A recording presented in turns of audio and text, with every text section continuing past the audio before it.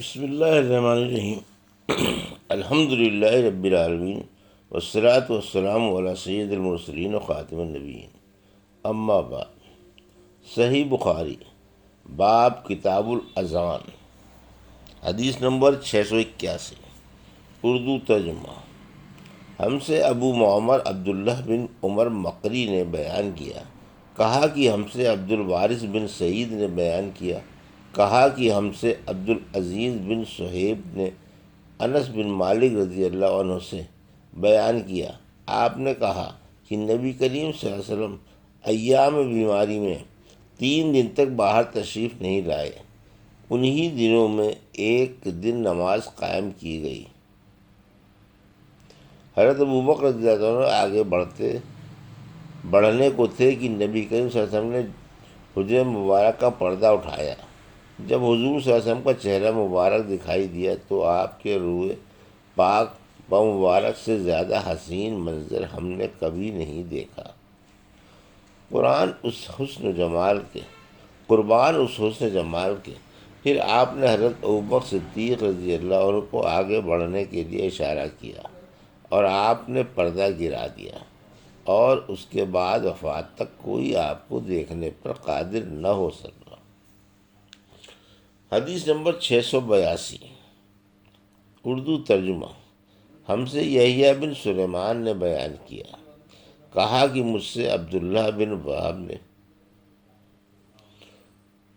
کہا کہ مجھ سے یونس بن یزید ایلا نے ابن شہاب سے بیان کیا، انہوں نے حمزہ بن عبداللہ سے انہوں نے اپنے باپ عبداللہ بن عمر رضی اللہ عنہ سے خبر دی کہ جب رسول اکرم صلی اللہ علیہ وسلم کی بیماری شدت اختیار کر گئی اور آپ سے نماز کے لیے کہا گیا تو آپ صلی اللہ علیہ وسلم نے فرمایا، ابو بکر سے کہو کہ وہ نماز پڑھائیں۔ عائشہ رضی اللہ عنہا نے عرض کیا کہ ابو بکر کچے دل کے آدمی ہیں، جب وہ قرآن مجید پڑھتے ہیں تو بہت رونے لگتے ہیں، لیکن آپ نے فرمایا انہی سے کہو کہ نماز پڑھائیں۔ دوبارہ انہوں نے پھر وہی عذر دہرایا، آپ نے پھر فرمایا ان سے نماز پڑھانے کے لیے کہو، تم تو بالکل سواجب یوسف کی طرح ہو۔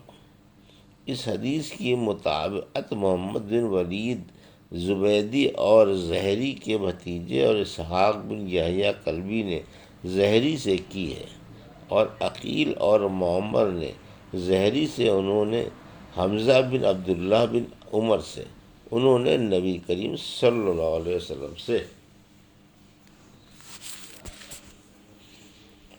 حدیث نمبر 683، جو شخص کسی عذر کی وجہ سے صف چھوڑ کر امام کے بازو میں کھڑا ہو۔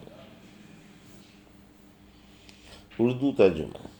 ہم سے زکریا بن یحییٰ بلخی نے بیان کیا، انہوں نے کہا کہ ہم سے عبداللہ بن نمیر نے بیان کیا، انہوں نے کہا کہ ہمیں حشام بن عروہ نے اپنے والد عروہ سے خبر دی، انہوں نے حضرت عائشہ رضی اللہ عنہا سے، آپ نے کہا کہ رسول اللہ صلی اللہ علیہ وسلم نے اپنی بیماری میں حکم دیا کہ ابو بکر لوگوں کو نماز پڑھائیں، اس لیے آپ لوگوں کو نماز پڑھاتے تھے۔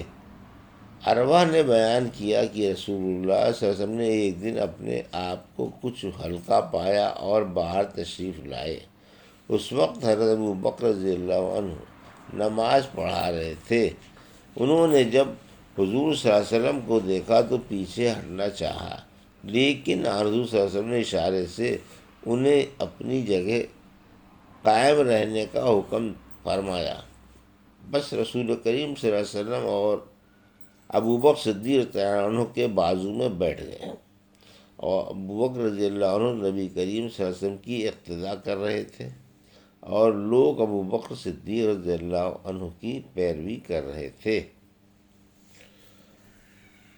حدیث نمبر 684، اردو ترجمہ۔ ایک شخص نے امامت شروع کر دی، پھر پہلا امام آ گیا، اب پہلا شخص مقتدیوں میں ملنے کے لیے پیچھے سرک گیا یا نہیں سرکا، بہرحال اس کی نماز جائز ہو گئی۔ اس بارے میں حضرت عائشہ رضی اللہ عنہ نے آن حضرت صلی اللہ علیہ وسلم سے روایت کیا ہے۔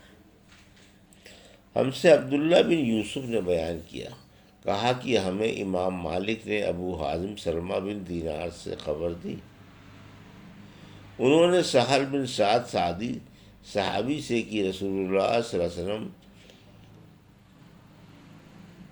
بنی عمرو بن عوف میں قبا میں صلح کرانے کے لیے گئے، پس نماز کا وقت آ گیا۔ مؤذن حضرت بلال رضی اللہ عنہ نے ابو بکر رضی اللہ عنہ سے آ کر کہا کہ کیا آپ نماز پڑھائیں گے؟ میں تکبیر کہوں؟ ابو بکر رضی اللہ عنہ نے فرمایا کہ ہاں، چنانچہ ابو بکر صدیق رضی اللہ عنہ نے نماز شروع کر دی۔ اتنے میں رسول کریم صلی اللہ علیہ وسلم باہر تشریف لے آئے تو لوگ نماز میں تھے۔ آپ صفوں سے گزر کر پہلی صف میں پہنچے، لوگوں نے ایک ہاتھ کو دوسرے ہاتھ پر مارا تاکہ حضرت ابو بکر رضی اللہ عنہ آن حضور صلی اللہ علیہ وسلم کی آمد پر آگاہ ہو جائیں، لیکن ابو بکر رضی اللہ عنہ نماز میں کسی طرف توجہ نہیں دیتے تھے۔ جب لوگوں نے متواتر ہاتھ پر ہاتھ مارنا شروع کیا تو صدیق اکبر رضی اللہ عنہ متوجہ ہوئے اور رسول کریم صلی اللہ علیہ وسلم کو دیکھا۔ آپ نے اشارے سے انہیں اپنی جگہ رہنے کے لیے کہا کہ نماز پڑھائے جاؤ، لیکن انہوں نے اپنے ہاتھ اٹھا کر اللہ کا شکر کیا کہ رسول اللہ صلی اللہ علیہ وسلم نے ان کو امامت کا اعزاز بخشا۔ پھر بھی وہ پیچھے ہٹ گئے اور صف میں شامل ہو گئے، اس لیے نبی کریم صلی اللہ علیہ وسلم نے آگے بڑھ کر نماز پڑھائی۔ نماز سے فارغ ہو کر آپ صلی اللہ علیہ وسلم نے فرمایا، ابو بکر، جب میں نے آپ کو حکم دے دیا تھا پھر آپ ثابت قدم کیوں نہ رہے؟ حضرت ابو بکر رضی اللہ عنہ بولے کہ ابو قحافہ کے بیٹے یعنی ابو بکر کی یہ حیثیت نہ تھی کہ رسول اللہ صلی اللہ علیہ وسلم لوگوں کی طرف خطاب کرتے ہوئے فرمایا کہ عجیب بات ہے، میں نے دیکھا کہ تم لوگ بکثرت تالیاں بجا رہے تھے۔ یاد رکھو، اگر نماز میں کوئی بات پیش آ جائے تو سبحان اللہ کہنا چاہیے۔ جب وہ یہ کہے گا تو اس کی طرف توجہ کی جائے گی، اور یہ تالی بجانا عورتوں کے لیے ہے۔ حدیث نمبر 685، اردو ترجمہ۔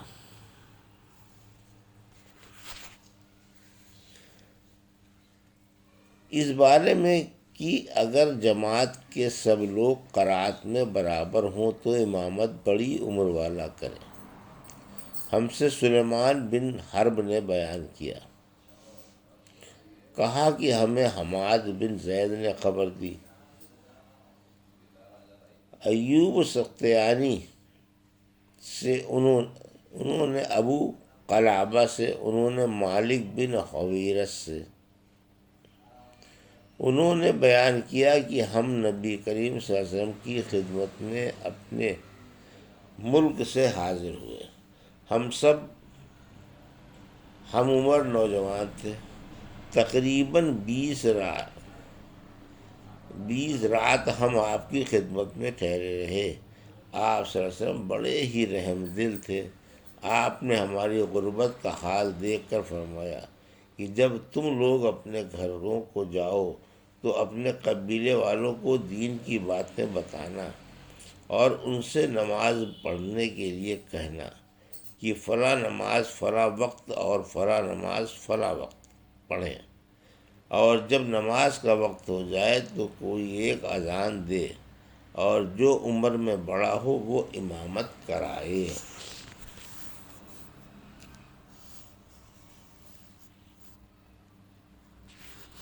حدیث نمبر 686، اس بارے میں کہ جب امام کسی قوم کے یہاں گیا اور انہیں ان کی فرمائش پر نماز پڑھائی تو یہ جائز ہوگا؟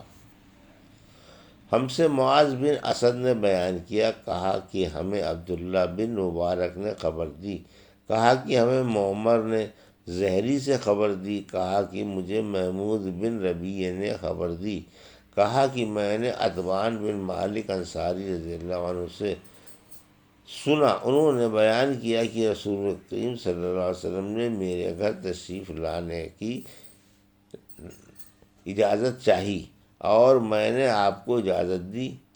آپ صلی اللہ علیہ وسلم نے دریافت فرمایا، تم لوگ اپنے گھر میں جس جگہ پسند کرو میں نماز پڑھ لوں۔ میں جہاں چاہتا تھا اس کی طرف میں نے اشارہ کیا، پھر آپ کھڑے ہو گئے اور ہم نے آپ صلی اللہ علیہ وسلم کے پیچھے صف باندھ لی۔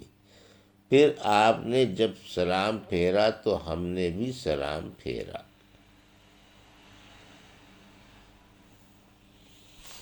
یہ تھی صحیح بخاری باب کتاب الاذان کی حدیث نمبر 681 سے 685 کا اردو ترجمہ جو ابھی آپ نے سماعت فرمایا۔